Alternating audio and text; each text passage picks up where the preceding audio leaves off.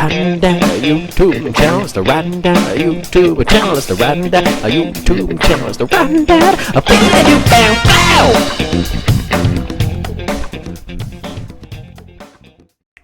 What's up, everybody, and welcome back to another Riding Dad channel video, or welcome if it's your very first time being here. Either way, we're very glad to have you here at the Riding Dad YouTube channel.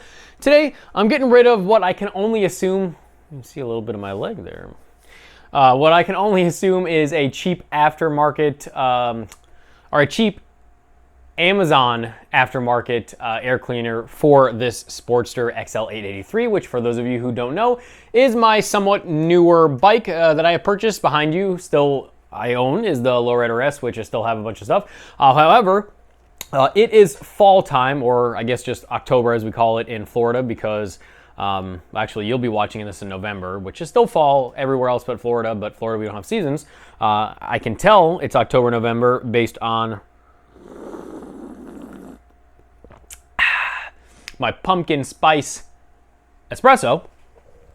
And what that means for you guys is that the Sportster build is going to somewhat come to an end in probably the next few weeks. Basically, I have one product that should be getting here to complete the Lowrider S for at least a while. Once that product gets there, it's going to be a lot more little stuff on the Lowrider S, but that's going to be mostly my touring and winter style build. And this bike is going to be more of like my off-road, summer, quick trips around town kind of thing, if that makes sense.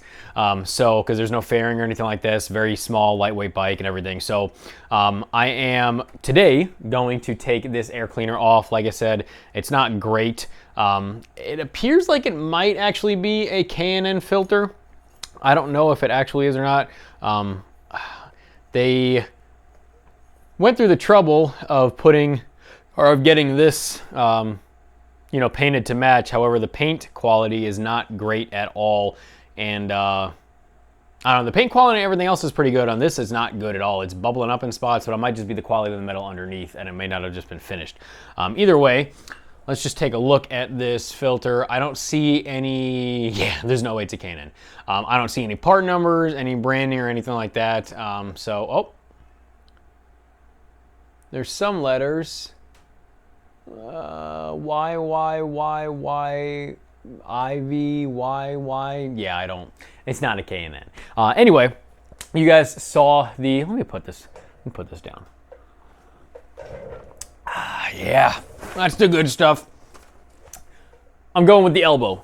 For a long time, I've liked the way the Elbow air cleaners look, like the 90-degree air cleaners, and I just haven't gotten them for whatever reason.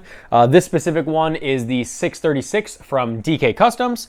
I went ahead and purchased the short K&N filter, which does have markings and part numbers. So it's going to basically sit like this on the side of the bike, pretty much just like that.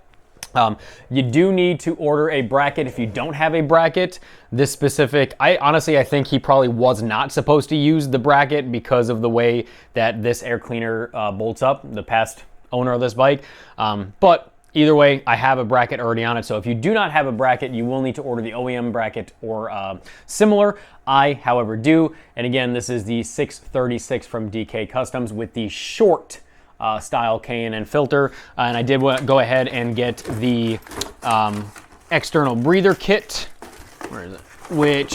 And I got the one that has there's no style option for no pod filter, so I just got the pod filter and the hoses. But more than likely on this build, especially because it's going to be an off-road build, I'm going to just have it vent to the atmosphere or vent back here and maybe tie it off to these oil lines right to where it would drip on the chain, since this will be a chain-driven bike in the near future. So first and foremost, we're gonna have to get the old filter assembly off, which shouldn't be hard. It's just these two breather bolts, which honestly, between me and you, I don't even think these are actual breather bolts. They don't look like it, in my opinion. There's no holes in there that I could see where it would vent. So I honestly think these are literally just bolts that somebody put on, and it's just not breathing at all. It's not venting, which that's terrible. So I don't know, but I wouldn't put anything past the guy that had this bike before me. So let's remove that, put this on super easy, 3 bolts, you got the bracket on already, and then the external kit. So should be pretty easy.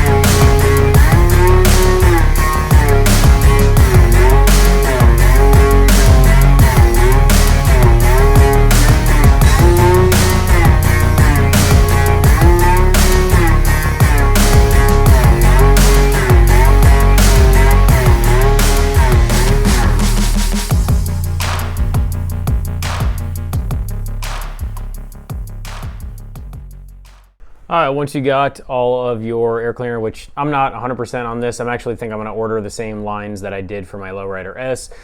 These are very thick. I just don't love these, the actual piping, but anyway, that's basically, you know, long story short, that's how you do it. So once you get your external breather stuff done, or really whatever order you wanna do it in, it's time to add the filter. Now, DK says to put it on at least 1 inch. not to put it on any less than 1 inch. However, you can put it as far as you want.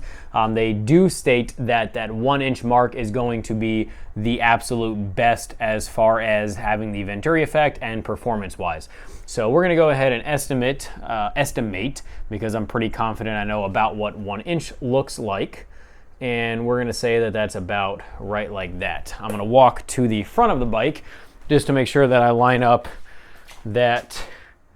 Actually, you know what? I don't like having that on top, which means we're gonna go ahead and reverse it.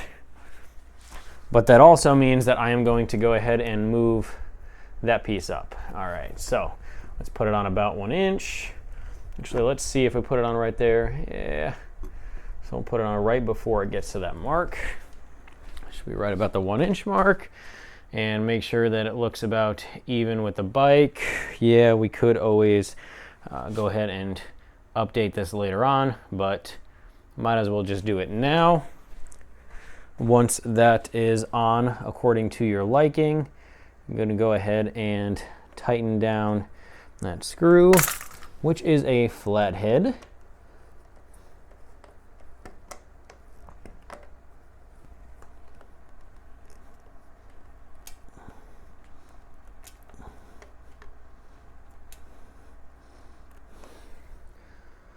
Once that's tight, you're done. Super easy install. I don't know about you guys, but I really dig the way that this looks. Honestly, I might go ahead and take this piece off and put a zip tie here instead. I have a really thick zip tie that would work perfect here, but you do have the option of adding a air filter cover, the pre-filter, and I did. And honestly, more than likely, it's gonna remain on this filter for the duration of its life because this is going to be an off-road, poorly taken care of bike as far as cleaning and stuff like that goes and being dirty. So that is what it looks like. To me, I think it looks really cool. Looks just a really nice, solid, just nice solid lines and everything. I'm very happy with how it came out. Performance should be, it should be second to none. Should have no issue with performance at all. Let me know what you guys think about this air filter or what you guys choose to use on your own bikes. Check out all the links in the description. Obviously, everything that I've used in this video will be linked in the description, as well as my typical affiliate codes. Tucker Speed, you get a discount from Tucker Speed, some other affiliate and coupon codes in there, as well as links to playlists that I have in YouTube and Instagram, TikTok, all that stuff as well. Thank you guys for watching very much. Make sure you are subscribed to the channel. It's the best channel out on YouTube. That's been proven. It's a fact. 9 out of 10 dentists recommend the Riding Dad YouTube channel.